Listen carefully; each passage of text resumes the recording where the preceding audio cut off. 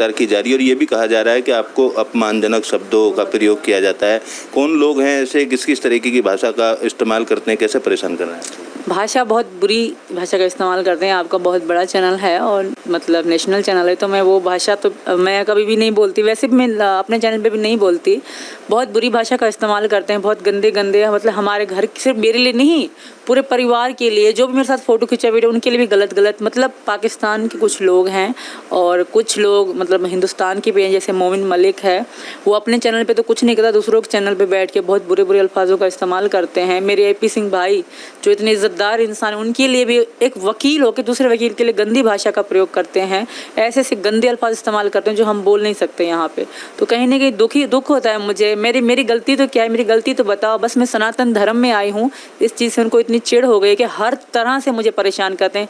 कभी झूठी वीडियो, कभी झूठी फ़ोटो, कभी कुछ, हमेशा कुछ न कुछ वायरल करने की कोशिश करते हैं मेरी इज़्ज़त गिराने के लिए। अच्छा, जो गुलाम हैदर के वकील हैं मोमिन मलिक, उन्होंने नेपाल के राष्ट्रपति, पाकिस्तान के राष्ट्रपति, प्रधानमंत्री को चिट्ठी लिखी है, तो क्या लगता है आपको इस चिट्ठी लिखने का कुछ असर होगा? इसका कुछ असर नहीं होगा। नेपाल तक मैं सब कुछ मेरा लीगल था, सब कुछ, सारे कागजात सब कुछ मेरे लीगल थे और मेरा विजिट वीज़ा था। मैं एक बार पहले भी नेपाल आगे और जा चुकी हूँ, तो ये सारा, और ये पता होटल रेस्टोरेंट कुछ भी था, मैंने अपनी सारी हकीकत बताई थी। मैं वहाँ मेरे पास, क्योंकि जब हम पाकिस्तान से आते हैं तो पाकिस्तान रुपीज़ लेके नेपाल में नहीं आने देते, चेंज करके डॉलर दे देते हैं आपको। तो मैं जहाँ मतलब मनी एक्सचेंज पे मेरा पासपोर्ट, मेरा शनाख्ती कार्ड सब लिया था वहाँ सबको पता था कि ये पाकिस्तान से आई है। और सिर्फ एक होटल वाले को, अंकल को नहीं पता था, वो बहुत अच्छे अंकल थे, बट उनको ये पता था कि मैं सीमा हूँ और ये सचिन है, मैं इनकी पत्नी हूँ, ये हिंदुस्तान से हैं।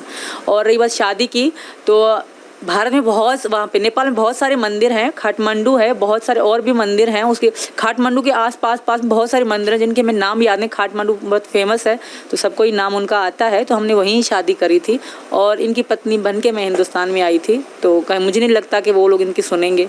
मोमिन मलिक ने एक वीडियो शेयर किया था, आपने शायद देखा हो। वो उस मंदिर में भी गए जिस मंदिर में आप शादी करने की बात कर रहे थे, उस होटल में भी गए जहाँ पे जिस रूम में आप रुके हुए थे, तो वहाँ के जो पुजारी हैं शादी होने से इनकार कर रहे थे। इस तरीके का वीडियो है वो उनसे अपनी मन मर्जी से बुलवा रहे थे। पहली बात मैं आपको बता दूं, जो काठमांडू मंदिर है वहाँ मुसलमान की बिल्कुल एंट्री बंद है, बिल्कुल एंट्री बंद है। तो ये गए कैसे?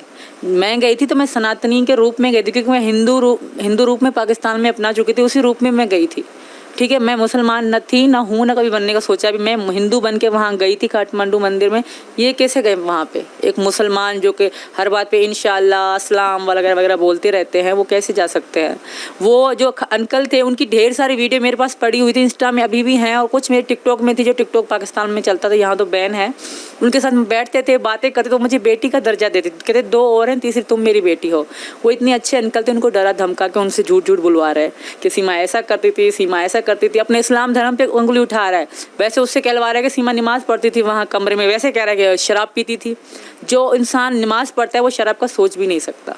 ये उनको बता दो, इस्लाम में बहुत बुरा माना जाता है जो शराबी इंसान या शराब पीने वाले इंसान को जो नमाज पढ़ता हो।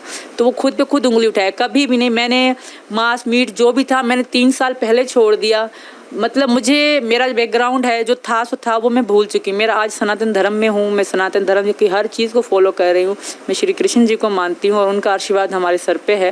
ये लोग कुछ भी नहीं उखाड़ सकते हमारे। बरनी ट्रस्ट की जो बात सामने आ रही है, उनकी तरफ से भारत सरकार को पत्र लिखा गया, उसको लेकर क्या आपको जानकारी मिली है और किस तरीके की कार्रवाई आप चाहते हैं? मैं यही चाहती हूँ कि बरनी ट्रस्ट बच्चे बेचने का काम करता है, तो इससे बड़ा अपराध कोई हो ही नहीं सकता। बहुत बड़ा अपराध है और उनसे कुछ हिंदुस्तान के लोग भी मिले हुए हैं, तो कहीं ना कहीं ये बहुत गलत है। मैं यही चाहती हूँ कि उन पे एक्शन हो, उनकी जांच की जाए। जो हिंदुस्तान के लोग भी बर्नी ट्रस्ट से दिन रात बात करते हैं और पाकिस्तान से दिन रात बात करते हैं।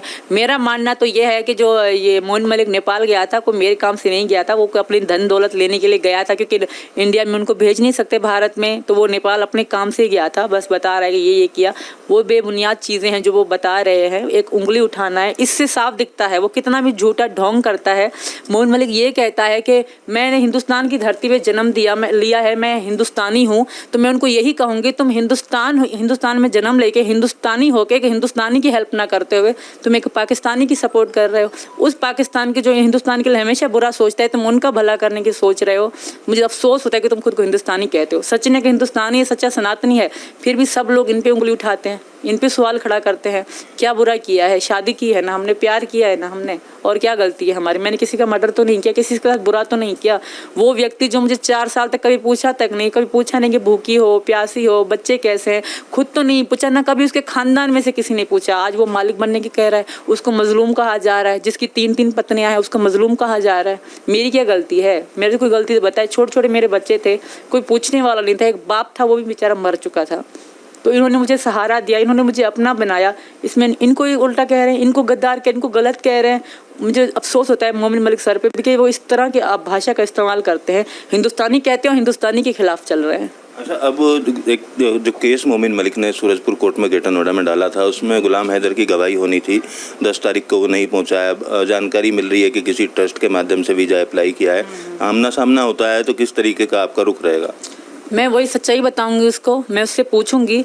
उसके सवाल मतलब जिस तरह वो मुझसे सवाल करने की कोशिश करेगा, मैं उसके सवाल उसी से पूछूंगी। अगर वो कहता है कि मैं तुम्हारे साथ था तो मैं उससे पूछूंगी, अगर तुम मेरे साथ थे तो तुम्हारे कोई परिवार, तुम्हारा कोई तो होता। चलो वो कहता है कि मैं कमाने गया, कमा के भेजता था, ठीक।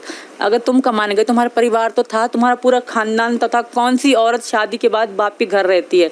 चलो बाप के घर माना के रहती है, कौन सा ससुराल जो कभी फ़ोन करके पूछता भी नहीं कि 4 छोटे बच्चे, मेरी तीसरी बेटी हैदर के बाद हुई है ना। तो कभी भी हैदर के खानदान वाले कभी झूठे को मिलने नहीं आए।